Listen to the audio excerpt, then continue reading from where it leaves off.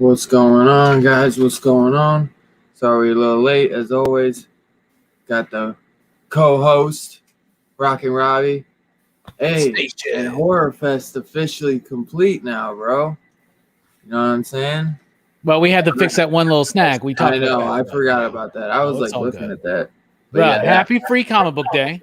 Happy Free Comic Book Day. Road to Horror Fest Day, and just tubular station. Station rope, dude. I can't stop yawning. Like, my head is killing me. I hate it. I get a migraine, and sometimes I just can't stop yawning. So you can go to sleep, man. Me and Verno got it. What's that? Man. Who do we got? Another guest. Finally, it's been Station Robbie the last couple of weeks. What's going on? Thanks for having me on, dude. This is awesome. I'm stoked. First time on the channel. First time meeting you, bro. Dude, thanks for coming on, bro. I'm glad you were able to join us, bro. Dude, I appreciate you having me on, man. I'm super stoked. Oh, no doubt, brother. And if you want, bro, you throw a little plug in there, bro, so they can come follow you, bro. Oh, definitely. Or sub you up, man, you know? Definitely. I do a podcast. I talk pretty much mainly comics. I do a weekly comic book review, comes out on Thursdays. And then usually either Monday or Tuesday, I put out an episode like the one I put out a couple weeks ago with Mr. Rockin' Robbie Billups here, where I have a guest on and we talk a little bit more in depth, a little bit more spoilery about the best books of the week. So it's a ton of fun. It's an Apple Podcast, Spotify, everywhere where you listen to podcasts. Really? Hell yeah, bro. That's dope. We'll definitely go check them out, man. Definitely go sub them up. I'm trying to think. I know we're reviewing The Dead Zone. Supposed to review something else, and I dropped the ball on that, but I forgot to tell you that we can do it next week, I think, Robbie. You say we can? Yes. So we can announce that at the end. And my boy's here. Yeah, I think Big Herm said he's good for next Saturday. All right, Big Herm. But yeah, so The Dead Zone, the movie, Stephen King's, David Cronenberg's The Dead Zone. That's what we'll be reviewing tonight. I'm trying to think of if I got any horror news. I don't know if you got any announcements. Some Scream Factory announcements. Do you remember the Wes Craven one? Was it Deadly Harvest? I think. Yeah. Is it Harvest? Yeah. Something. Wait, what is it? I don't know. It's one of his movies I haven't seen. Yeah, I've never seen it either. Scream Factory announced some things. Deadly Friend. That's what it is. Deadly Friend from 1986, American science fiction horror film. Oh, it is. I thought it was the same thing as you. I've never seen it. Christy Swanson's in it. Anne Ramsey, who's the lady from Throw Mama from the Train and the Goonies. Yeah. Is that Johnny Five? I don't know. it looked like the robot from Johnny Five, or what was that? Short Circuit? Yeah, that's what I was like. Wes Craven did like a Short Circuit horror movie. Yeah. Whoa. Yeah. The little. What the fuck is that? It looks like a mix between Johnny Five and Herbie from the Fantastic Four. and Robbie or whatever the hell the Nintendo robot was. Holy shit! Yeah, that got announced. What else got announced? There's some Scream Factory announcements, right? Nothing but Trouble, but that's Shout Select technically, but it's still same company. Yeah, they're actually doing a Shout Select sale where a lot of their stuff is like up to 50% off right now. So check it out, shoutfactory.com. We didn't get paid for that. We should. Yeah, we should though. For all we spend with them. Yeah, right. They owe us something, god damn it. Right. Oh. That's all I got for What did you watch? I'm sorry, go ahead. There's a new anthology. I think it's like a new movie though. It's called Dark Stories. And it's I can't remember if it was a Shudder. Maybe it was like a Shudder Shout Factory, but I think it's newer. Okay. I think it's brand new horror anthology. So I might want to check that out soon.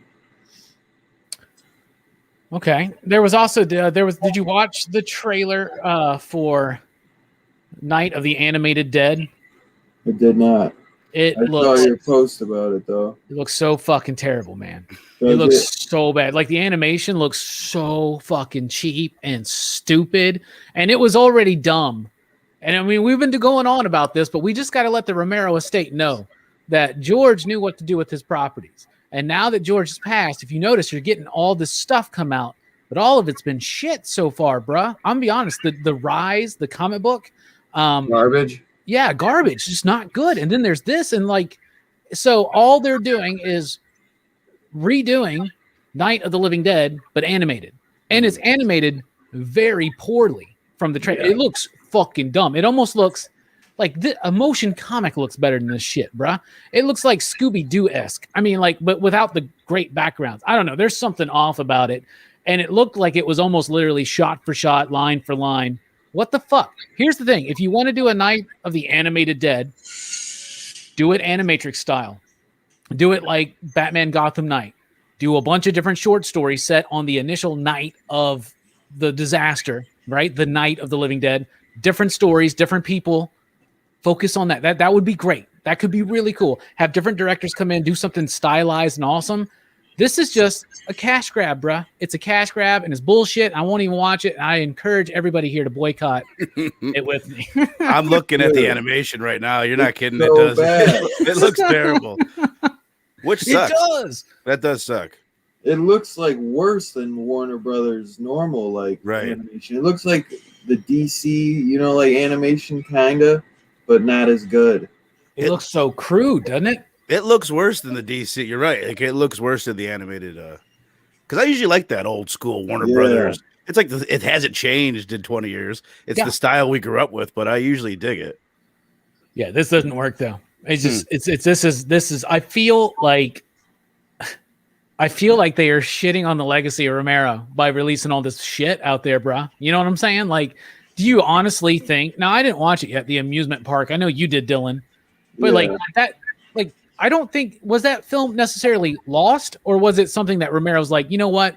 That's not my best. I don't want to release that. You get what I'm saying? Like, it's just weird that all this, now they got the Day of the Dead fucking series and bruh. And it's sad. I think it's sad.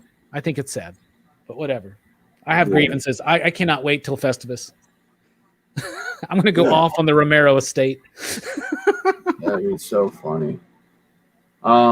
I know Macaulay Culkin, they said, is going to be an American Horror Story double feature. That should be weird, because he looks kind of creepy. Yeah, that should be weird. And October 12th, that Chucky TV show is going to be on there, and I think they gave it maybe not a new trailer, they released a dope poster.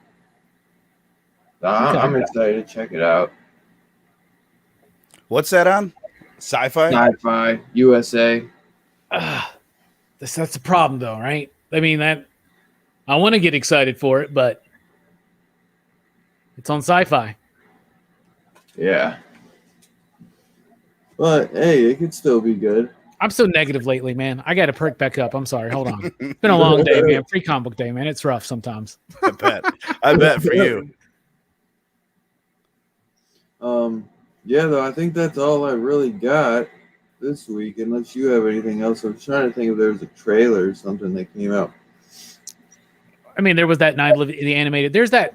Yeah, I don't think it's necessarily horror, but Bill Moseley and Nicolas Cage got that new movie coming out called like Ghosts of or Prisoners of the Ghostland or something like that. Like I'll watch that trailer. It's not necessarily horror, but it does have Bill Moseley in it, and so that's he's one of our favorites. So right, yeah, everybody check out the trailer. It looks cool. The thing is, the trailer is decent enough, and the idea is that Nicolas Cage is playing this, I guess, badass, and he's in like prison or something, and Bill Moseley's this like Southern like wealthy gentleman kind of guy, and I think Don Johnson from fucking Django Unchained, right?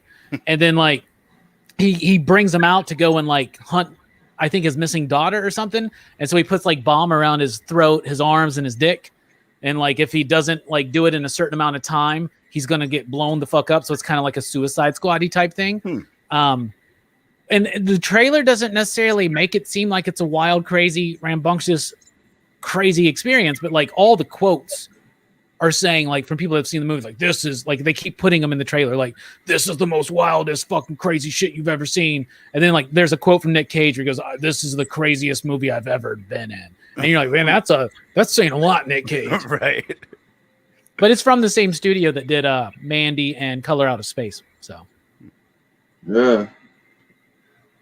Color Out of Space was better. I like Color Out of Space better than Mandy, and I haven't seen either. I didn't even really like Color Out of Space. That one was like a H.P. Lovecraft though. Color Out of Space. It is an like, H.P. Lovecraft. It was trippy, but it was kind of stupid. I didn't really care for Mandy though. I watched it once, and it's just. What was the name of that movie? Mandy. It's too easy, man. I'm not going to do it. Shut up. Mandy? Man, these nuts are all over your face. Get it? Yeah. I was like trying to sound it out to think of what you were going to do. I had no idea.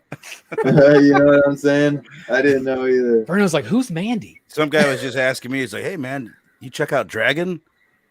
Like, Dragon what? Dragon these nuts across your face. I'm like, what? A classic. Yeah. I love how Robbie, like, as soon as you said dragon, he's like, oh, he got you with that one. I know them like, all. Robbie just knows them all. I could write a book. Rockin' Robbie's D's Nuts encyclopedia. Oh my god. But yeah, I think a lot of like movies have a lot of anniversaries recently. So they've been doing a lot of like one night showings for like Scream and I think Evil Dead was one, because Evil Dead I think has the it's 40. Isn't that coming up soon? Yeah, it's the actual release day anniversary I think is October 15th, and that's the night we're doing it for Horror Fest on PCP Movie Night. Yeah, and it's being released for a Fathom event for its anniversary. It's also the 40th anniversary of The Howling and American Werewolf in London this year, so I hope they re-release those. That'd be cool. And Scream's getting a re-release this year for its what is it? I guess 35th.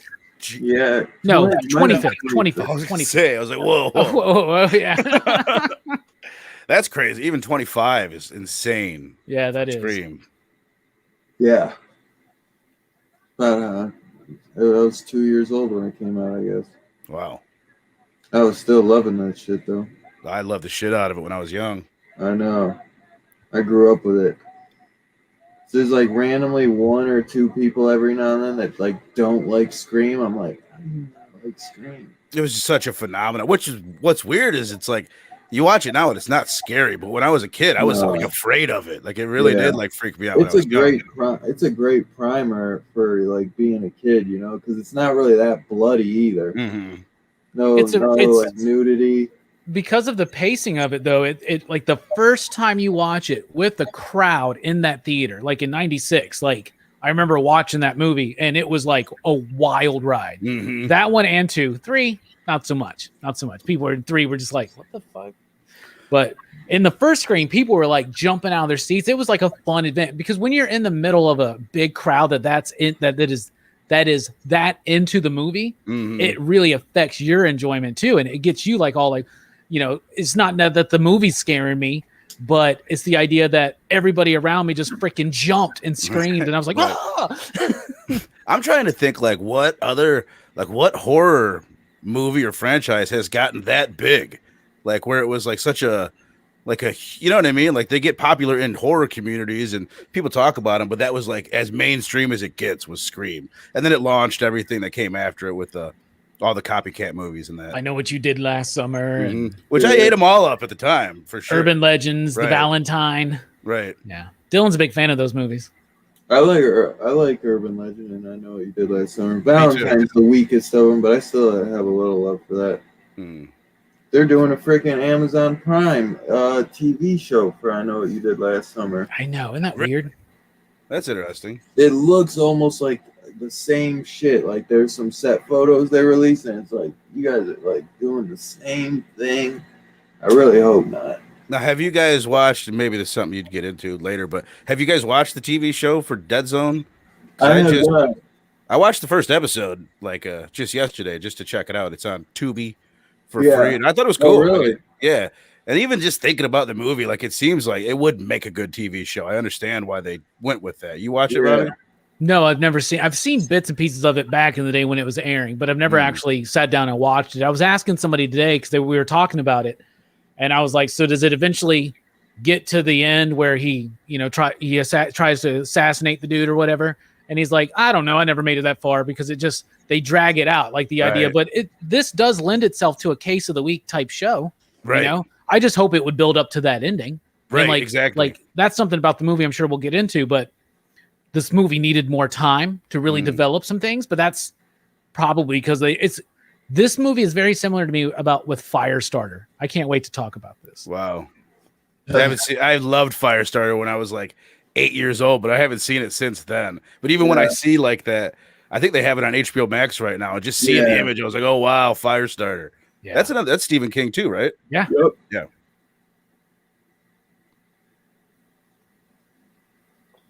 Yeah, I love it. I have Firestarter, but I haven't seen it in a while. That's one I've been wanting to review. So you might as well just get into it, Robbie. Go, let's hear it. Well, I mean, overall, I really like Dead Zone. What I mean when I say it's kind of like Firestarter. So like, I like Verno. I loved Firestarter growing up, right? And then I watched it not too long ago as an adult, and I was like, huh. I mean, it's okay. It's nostalgic, but it wasn't very good. Now, I think that this is better. Dead Zone is better than Firestarter as a movie. But what happened was I read the book right afterwards, and the book is amazing. And the movie has all of the beats, but it doesn't have the buildup in between the beats. And I feel like that's what we're getting here with Dead Zone. And that's why I think that I would like to see that show explore. Anthony Michael Hall, I don't know if he's not going to Christopher Walken it up. You know, like there's one of the reasons why I love this movie is because Christopher Walken is Christopher fucking Walken. Right. And he starts off so nerdy and then starts looking so freaking cool. You know, that's interesting. Like he doesn't need glasses anymore after he gets like in the car wreck or whatever, but whatever. So, I mean, I like this movie, but it just feels like, first of all, it makes me really want to read the book and see all the stuff that builds it. Because this movie, it hits all the beats, but it doesn't really give us the time. Now, Christopher Walken does a great job in this film of emoting a lot with what he's doing. And he's giving you his typical wonky Walken delivery, right? Which is fun. And that's always exciting. But, you know, I actually really like the film. I think it's super solid. I don't know if it's necessarily straight up horror. I couldn't find anything that labeled it as such, right? Now, obviously, the book probably gets more into it. And it's also one of the most un-Cronenberg movie, like the most non-Cronenberg movie I've seen by Cronenberg. Like it's one of them, but at the same time, it's not. I see his vision in that. Well, the idea to me is like Cronenberg really gets into the idea of like body horror, right? And in this, like, I feel like they restrain this back a little bit, but like the fact that it's so debilitating to him to use these gifts, right? And that it makes him feel sickly and it's killing him, you know? And like, I feel like they did dive into that, but there was so much to deal with, the relationship The shit about the guy running for senator, Martin Sheen, right? Yeah. His dad, his mom, like all this stuff. You feel it, but it's like a lot of Stephen King adaptations where you're like, it's Harry Potter's a good analogy too, where like Harry Potter's are fine movies, some of them, but like if you read the books, then you're like, oh, they're just giving us like the cliff notes. That's what they're doing. So I like the movie. I think it's good. It's shot very well. It's Cronenberg, but it doesn't. I think it feels a bit restrained. Maybe that's because I don't actually know much of the backstory. Dylan probably knows more about all that stuff than me, but. So what I'm saying is I like the movie, but I just don't know if, like, first of all, in '83, Cronenberg wasn't that Cronenberg yet, so he didn't really have so much push and pull with the studio. Maybe in '83 a little bit. By then he probably had the Brood and he had Scanners, right? Surely, right? He's about to do Videodrome or something. Anyway, but it just feels like his vision's a little bit restrained to fit in with Stephen King, and you know how Stephen King is with some of his movies, and maybe the studio was involved, but all of that to say, I like the movie. I really want to read the book. I'm excited to check out the TV show because it seems like something that would really be cool if it was developed over a course. And that's something I think that we're learning in today's era is that a lot of books that are really in depth, maybe it's better to make them TV shows. Like I've been hearing Mike 06 from the PCP Army, excitable we are, the crew and everything, talking about how Dune, as excited as he may be for the movie, should be a TV show. Like, because there's so much there to do. And we're seeing that with some comic book movies. Like Umbrella Academy Season 1 did so much more than an Umbrella Academy movie would have done, right? So I like the movie. I think it's good. Christopher Walken's great. Everybody else in the movie's pretty great. Martin Sheen's cool. Tom Skerritt. It's an interesting movie. It's cool. It could go a little bit further into the idea of what exactly the toll is that's being taken on this character. And it also does contain the weirdest stretch of a suicide I've ever seen, where this dude's gonna like fall on some scissors. Right. It's so fucking weird. But those scissors need to be longer. It's like I don't think that's long enough. I don't think he would kill himself. He would just cut his mouth. Yeah, he would. It would piss him off. It would suck. He'd have a bad day, but he wouldn't die. But overall, I like it, and I do want to also point out that it's Deborah Hill's the producer of this. So. That was John Carpenter's Yeah, I sound. saw that, dude. That's dope. That's super dope. Bruno, what do you think about this one, my brother? 'Cause I know you said you were a fan of this. Yeah, I loved it. I really enjoyed it. And I had not seen it in 20 years, probably. Like, Really? when you said, I think it was PCP movie night, you had mentioned that you were doing this one, or maybe it was on your show, whatever. And I commented, I was like, oh, hell yeah, I love Dead Zone. Because I'm thinking, I remember reading the book in high school. I remember watching the movie, and I remember liking it. I remember really liking the book. And then when you're like, hey, you want to join? And I was like, oh, hell yeah. And then right afterwards, I'm thinking, I hope I really like this fucking movie. Right. Yeah, wow. But I'll tell you what, dude, like, and Robbie, I've told you all the time about how forgetful I am. Like, I had forgot largely what this movie, I just remember that the dude gets in an accident and then he's seeing the future. I forgot all of the beats after that. The whole presidential candidate all took me off guard. I forgot that it was even Christopher Walken. So instantly I was like, oh, hell yeah. You know what I mean? And he crushed it. He murdered it. And then I just seen something recently. It was I think it was Screen Crush did a YouTube video talking about Age of Ultron, the movie, and how if you look at that movie, it's kind of set up like it would work better as a TV show or a series of comic books, how it's like 6 different TV shows in that movie. And that's why it feels so janky. And it got me thinking of this movie. And that's kind of what this movie does. It's got the beginning. It just keeps on going to different like little bits that would be its own separate either comic issue or TV show. Him and the girlfriend, him and that kid that he's tutoring. They're all separate things. He goes and he solves the crime with the serial killer. Like that would be an episode. So, and then it does feel kind of out of place when Stilson shows up, the president, and then it's all about that story. But I liked it a lot. I really liked that. I think if they were to do it again, you would have Martin Sheen show up in the first 15 minutes of the film. So like tie that in earlier to make it make more sense that that's the peak of the film. The one thing they do is that early on he's asked, can you predict who will win the Senate election? Right. But that's it. They should have they should have put a little bit more of that in because that is the main thread of the story. That's the ultimate destiny that he's getting to. Right. It's interesting the way they do that for sure. They like you said, they mention him and then you see him on a billboard And then it's cool, and I actually respect it. I think that is what they wanted to do, obviously, is just kind of slowly introduce him in. But I don't know if that was the best way to do it. He doesn't show up in the movie in person until 55 minutes or an hour into the film, which is weird for the role that he plays. And it's a tight hour and a half near. It's just shortly above it, I think, if it's like an hour and 36 or something like that. They probably were like, oh, good news and bad news. What's good news? We got Martin Sheen. What's the bad news? We got him for a Saturday afternoon. Right. Yeah. Yeah. You're probably right. Yep.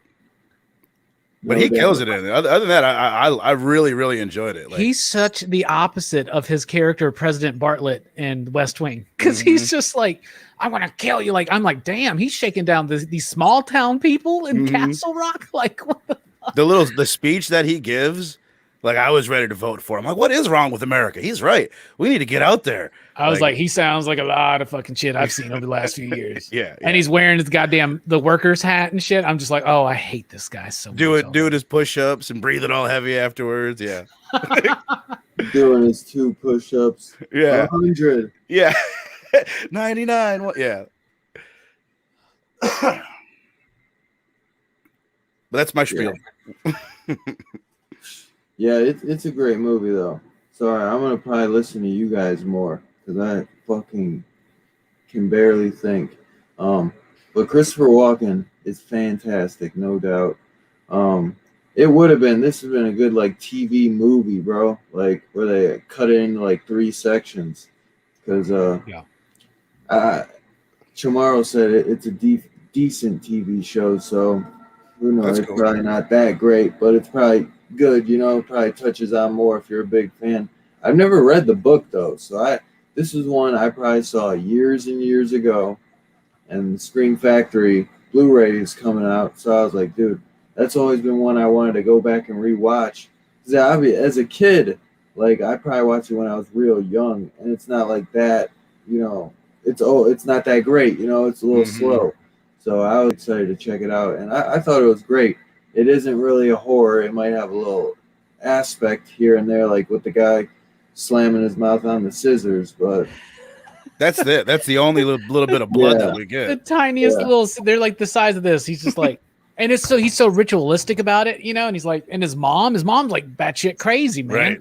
And that's a cool bit. Like, you're right. Like, if they would have been able to expand on that, like, this is what should have been a miniseries, It's crazy that they take The Stand and try to fit it into 4 episodes, which that's ridiculous to even attempt. And it's always crazy when you're like taking something like Dead Zone. Now, Verno, it's interesting to me that you've read the book. Now, it may have been 20 plus years, right?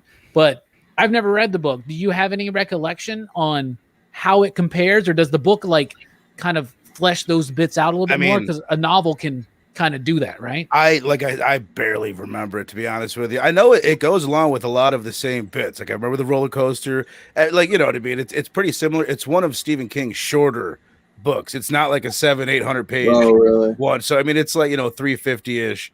Nice. One of his shorter ones for sure. It's reasonable. But really, to be honest, Rob, I don't remember. It's been too damn long. I can imagine that it does. Firestarter did the same thing, and I'm interested to read the book now. And if it's short, that really helps me out, because the next one I was wanting to read was this last Dark Tower book that I've been waiting for over a year to read, because every time I look at it, I'm like, that thing's 1,000 pages. I just did a full reread, or no, it was about a year ago now. I did a full reread of everything that had ever related to the Dark Tower. Like any little book that he wrote, and I did the whole journey with my buddy. He gave up halfway, and I made it all the way to the last book, and I haven't read it either. I was. Well, we need to have a book club and read it together or something. Sure. We'll read to each other on StreamYard. Let's do that. Let's Skype and just read to each other. It sounds lovely. 20 minutes a night would get us further along than we've been. Yeah, right. Exactly. I do tell myself that. I'm like, just read for fucking 15 minutes a night, Robbie, and you at least start it. I know. Once I start a book, I get into it, but I want to see how this one gets fleshed out. See how they introduce this character, so I'm looking at this Blu-ray, and the scan is great. It's a new scan, a new 2020 scan that they did.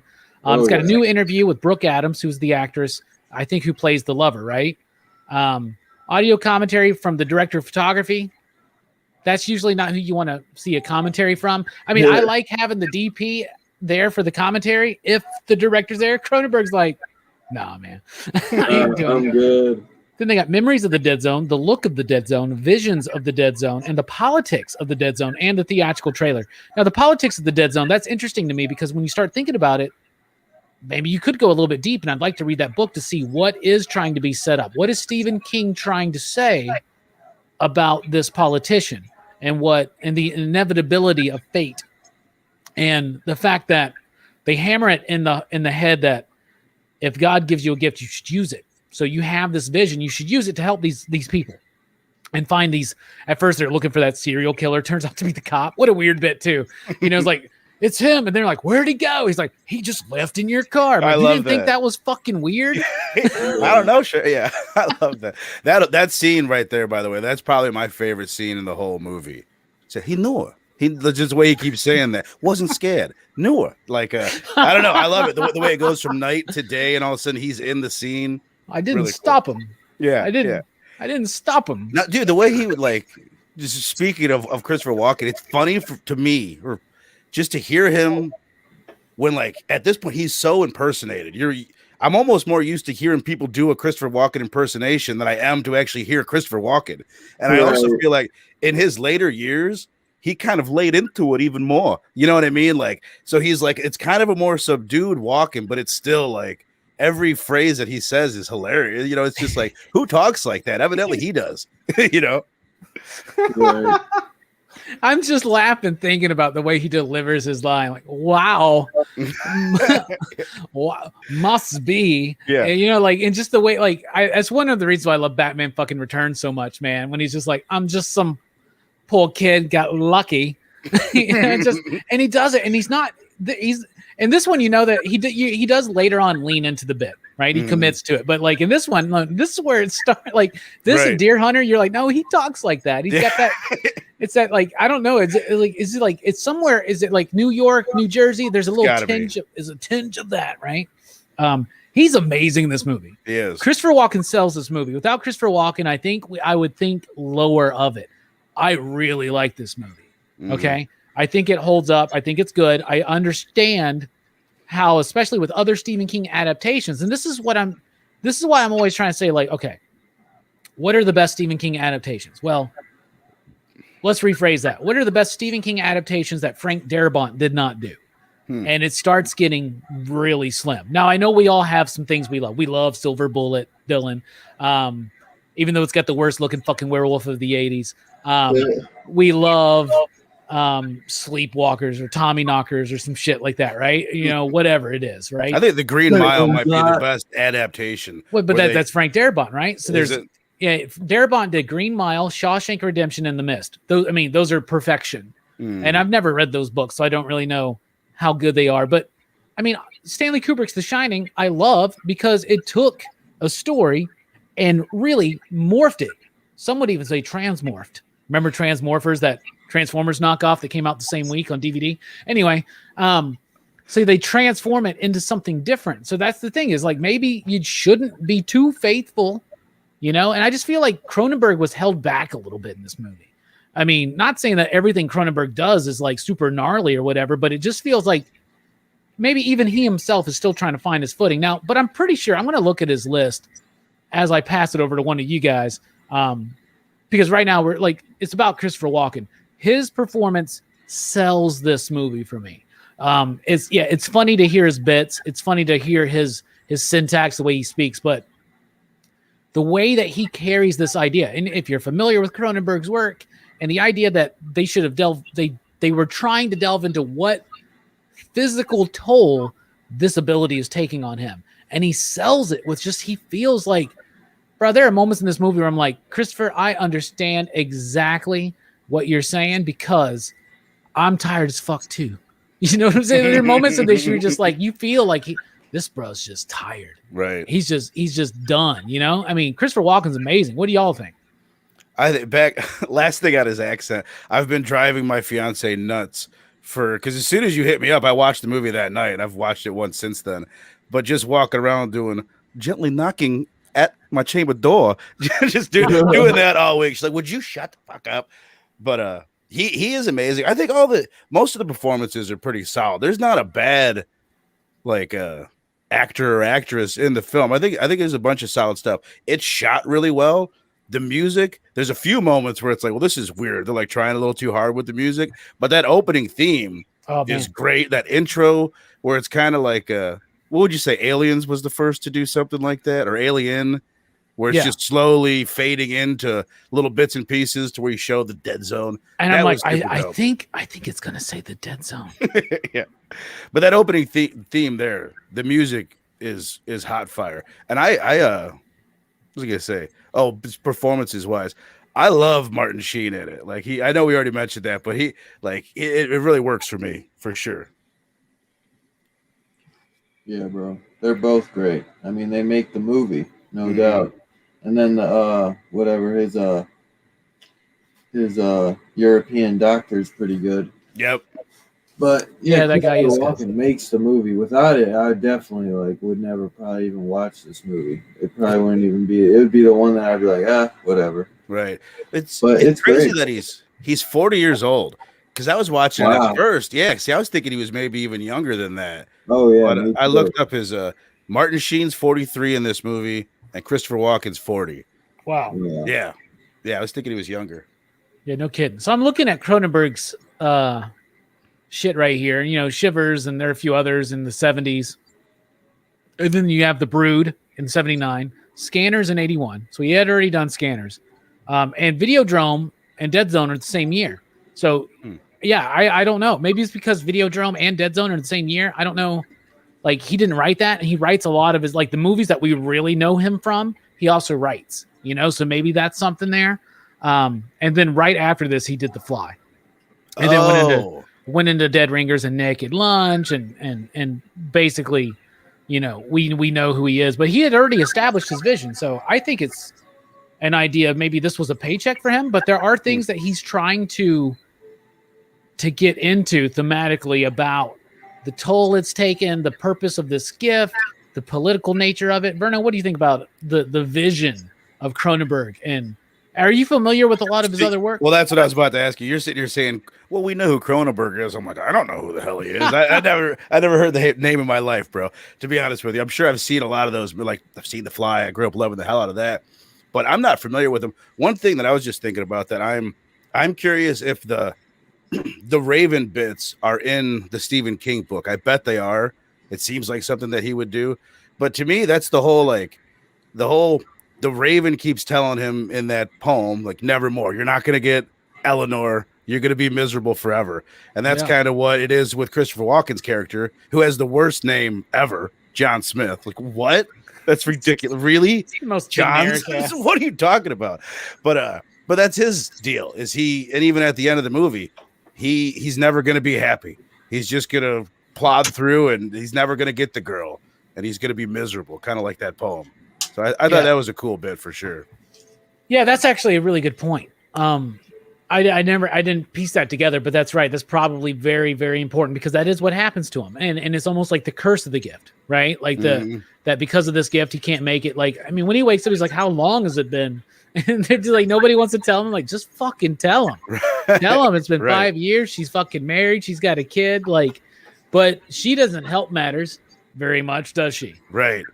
Well, that whole thing, my fiance, first of all, she's like, I don't want to watch the movie. And she's off in the other room and she's laying down doing stuff.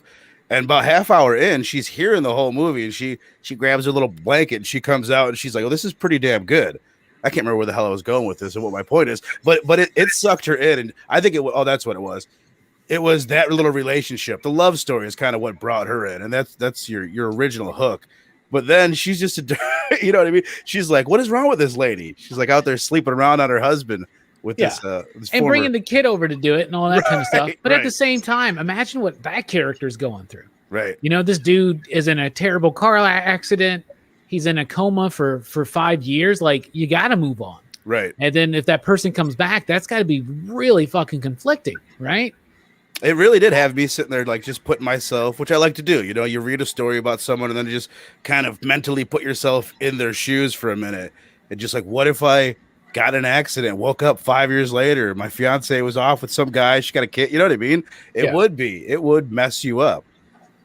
Yeah, I think so, for real. And so, I mean, it's good bits. And then There's the whole parent thing. I like the actor who plays his dad. He's got such a funny voice. He does, and he's very subtle in his performance, which I really, really like. Tom Skerritt is here as the sheriff from Alien, another Alien reference right there. So I think that's pretty freaking cool. I do like the music in this movie. I was really impressed with it. The music's composed and arranged by Michael Kamen. Jesus Christ, that's why. Michael Kamen is amazing. Michael Kamen did fucking Roadhouse. Okay. He's done so fucking much, man. It is cool, but like there's just it's weird watching 80s movies because people did that style for so long that you know what I mean? Like it's just feels I don't know, it doesn't really feel dated. I think the whole movie, for being as old as it is, doesn't feel that dated at all. I straight up thought it was like 87, 88, and then I'm looking at it, I was like, no, this is 83. Right. And you're right, it doesn't feel dated. And so Michael Kamen, this is crazy because this is one of his first big movies, you know. So he did a couple movies here and there. He did Pink Floyd The Wall, the score for the movie, right? Really? But but he's doing things. But then all of a sudden, Dead Zone, Brazil, Life Force, Highlander, Lethal Weapon, Someone to Watch Over Me, Die Hard, Baron Munchausen, License to Kill, Roadhouse, Lethal Weapon 2. He did all of them. Die Hard, did all of them. Nothing But Trouble, Hudson fucking Hawk, Robin Hood, Prince of Thieves, like Company Business, Last Boy Scout, Tales from the Script, 4 episodes of the TV series he did. I mean, you get what I'm saying. Like he is somebody who he scored our fucking childhood, man. That's crazy. Yeah. No, It does. There were a handful of times, like I said, where it's like you really notice the music, where it's like I don't know. There was a couple moments too where it was just a little like it got a little like playful in serious moments. It seemed to me like I don't know, but other than that, I thought it was fire. It also does one of the things that does make it feel like a horror movie, even if it is more on the sci-fi thriller kind of scope or edge of that spectrum. Like there are moments where it literally sounds creepy. At one point, Jamie looked at me and says, "This sounds like a Goblin bit," you know, and it does. So it goes back and forth, and it's really crazy seeing that this is an early Michael Kamen composition. That's actually pretty freaking cool. I thought there was some cool ass cinematography at times too. It was just a little scene, but for whatever reason, I really liked it. The bit where Christopher Walken, he's off and he's going to tutor this kid. He's going to save him from going in the ice. And they're walking through this field and it's shot through a window. And just the way it's framed where it's like it fits perfectly in the window. And it's just it's not an easy thing to do when you're talking about characters walking 80 yards away from them. But it just looked really dope. And there were a lot of cool scenes like that. Nothing overly like the standout moment of cinematography. Holy shit, that scared me. It's Dylan's dog. He does that. Yeah, you're right about that. The cinematography is great right there. I love the whole bit with him tutoring that kid, right? Because he almost gets something back, right? Because he's a teacher, right? So he's starting to get back into tutoring, and he's like connected with this kid. He's helping this kid out. And then the dad loses his fucking mind because he's organized. I spent all this time playing this hockey game together, you know? And he's like, I know who you are. You think I'm not? You know, the rich guy at first, he was like, oh, this is going to be a really cool, warm character in the movie. And then he just turns like that. And I was almost like, I wish he fucking goes, I want to see him drown in that goddamn fucking lake. I'm trying to think right now. Did they ever go back? I know the way it goes down is Christopher Walken, he freaks out. The ice is gonna break, and he's breaking shit in the dude's sitting room there. And then he's like, all right, they're gonna cancel the trip. And then I remember the dad going back and telling the kid, like, hey, we're going back. Like, I can't remember. Do they go back, and does he fall through the ice? At least the kid doesn't, right? Because Christopher Walken calls that night, and the kid answers, and he hangs up. Okay. Right? So just to make sure that the kid lives, because he doesn't care.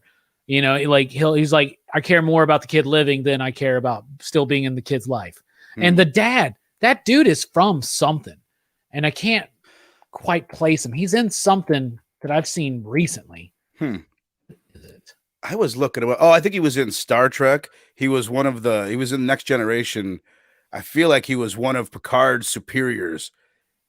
There's like I could be totally wrong about this. I'm pretty sure he was in Star Trek though. Remember the episode? He's in Insurrection. Okay.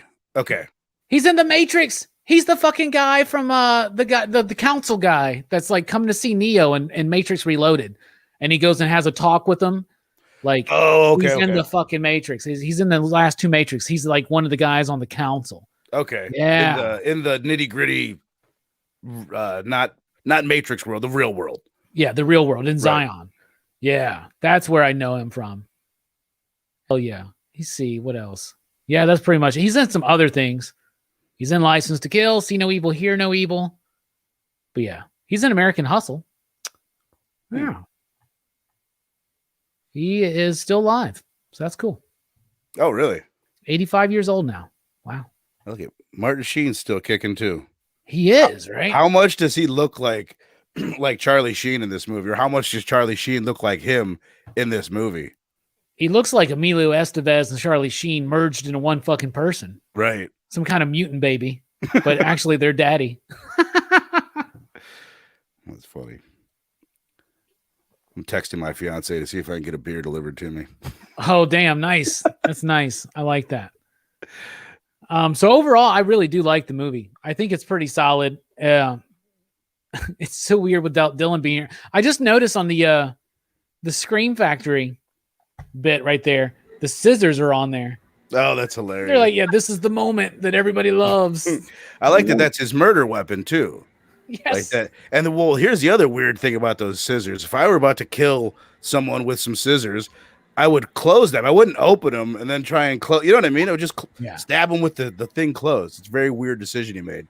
Same with the suicide. You didn't need to open it up. It's so fucking weird. Like, I really think, oh, I cut myself. Like, you just wouldn't like kill yourself immediately. But then you go in there and like, oh, and this is like gory scene. I'm like, I don't think it works like that. Yeah, they just got one little twitch while he's in the tub. Welcome back, Dylan. How are you doing, buddy? Dude, I feel like shit. I'm gonna have to end soon. Like, all right. Well, we pretty much grow up soon. I don't know why. I gotta eat something, to be honest. I think that's why. I didn't eat like all day. You gotta take care of yourself, bro. I was cool though, man. And then just like a couple hours ago, I just started feeling come on. So I took medicine, and I should have ate though. I was trying to find something to eat. If I don't eat before the medicine, it'll make it worse sometimes. So I like kind of just fucked myself. Damn. I just feel like garbage. I haven't been getting them that much lately, so I'm like, fuck, dude. Like, of course. But I do adore the movie. I think it's a cool, like, little, kind of detective mystery. You know, it has a few little, storylines going for it, which is dope. But I wish they would get fleshed out a little bit more. I think Christopher Walken's great. He makes the movie. Charlie Sheen or Martin Sheen is great. I wish they would have made him a little bit more psychotic, though. Honestly, I feel like we didn't even really dive deep into how psycho that dude probably really was. Yeah. Mm-hmm. You only get him for a couple scenes. Where there's a couple of the scenes where you see the gift, where he touches someone and it flashes. The one where he flashes to the future with Martin Sheen trying to blow up the world. First of all, that's just a crazy direction for the movie to go in. You know what I mean? I was like, what the fuck? Right. It does feel out of place, but I like that. That scene, he seems crazy.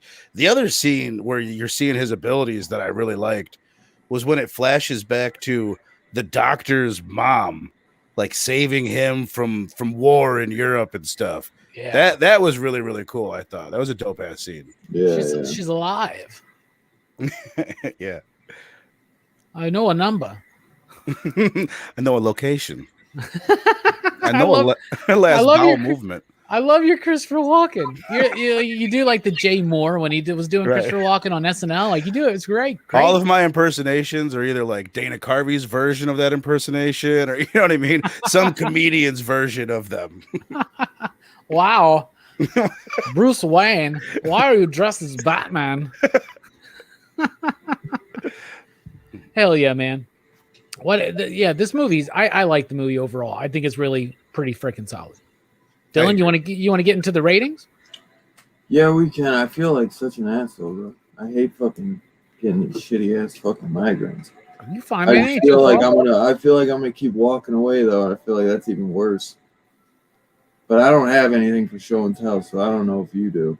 But I'm not going to cut you off of that. We could just end after if you plan to show something. I don't know. I don't have anything, sadly. But he got the beer. Look at that. I got the beer. She didn't open the beer. Is there anything else you wanted to mention before we do the rating? No, I'm good. What about you, Vernon? You're good? No, man. I thought it was a dope movie. I enjoyed it. I'm really glad that this is one of those movies that if you guys hadn't brought it up, or you know what I mean, I might have went the rest of my life without ever watching it again.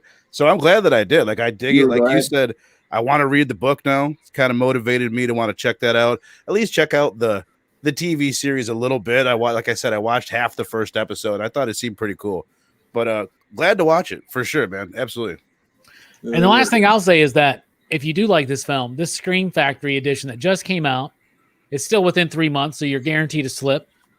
And there's the reversible cover, which is dope. Mm-hmm. It's a really cool transfer. The sound's good, and it's got some nice features on there too. So it's probably the best version of this you're going to find in HD out there. I mean, it is. So definitely. There you go. I guess for my rating, and you guys put your rating down below if you've seen the movie. Probably give it a 3.5, solid 3.5. I think it's great. I think it has a little bit more potential though. I think things could have been fleshed out a little bit more. Could have went a little. I think this could be a solid 2-hour movie even instead of hour and a half. Mm-hmm. But I think good music in it. You know, great acting. I mean, it's great. It's great David Cronenberg shooting too. I mean, the shots are there and it looks great. You know, it has a lot going for it, and some things could have been fleshed out a little bit better. But I think 3.5 is pretty solid for it. Nice. I'm going to agree with you, Dylan. 3.5. I think it's got some potential that was a little bit wasted. Maybe this is a movie where maybe it was too short. They tried to get to it too quick. They could have fleshed some things out. They could have let things resonate a little bit more. But I think that for what they did a good job with this one. I like it. I like the music. I like the cinematography. I like the pace of it. It just could have let some things sit a little bit, you know, and it just feels like it's coming very quickly at it. But for me, it's pretty solid. It's one of the better Stephen King adaptations. It's not one of Cronenberg's best. It's not necessarily one of Walken's best, but he's really good in it. And it made me want to read the book, and it made me want to watch The Prophecy. So 3.5 you digs. Nice. I'll go a little bit higher, I think. Mainly because I really, really enjoyed it, and I just loved Christopher Walken in it. So if you took him out of the movie, it might be a 2.5 or a 3, but with him, I'll give it a 4. Nice. What are we doing? 4 You Slips? Is that the show we're on right now? Yes, Slips. Yeah. Overall, I super enjoyed it. I actually like how short it is. It could be a little bit longer, but it's always nice when movies aren't too damn long. So I'd rather have it a little bit too short than a little bit too long. Suicide Squad. True. I'm looking at you, which I couldn't agree with you more on that. That's definitely a little over bloated, but yeah, man, yeah. I really damn enjoyed it. It was pretty damn good. I think one of the reasons why it's not like you don't think of it when you think of horror movies. Well, first of all, because it's like not like we said, but it doesn't fit a genre really well. That's why it doesn't stick out as a very memorable movie or one that people talk about a lot. Yeah, but other than that, like I said, super glad that I watched it. I really enjoyed it. 4 You Slips, bro. Hell yeah. Yeah, it feels like it's the lower class of, you know, like the Green Mile and, you know, Shawshank. It could be there, though. I feel like it has potential. Mm-hmm. It's just done a little bit better. But, yeah. Sorry again, man. I got to cut it a little early, man. I'd let you guys just talk. I just feel like I'm about to go throw up like the second I end this. Thanks everyone for hanging. Usually looks like we got 3 from TM, 3.5 from TM, Gary North 4, 3.5. Sam's giving it a 4, and Two Gun gave it a 3.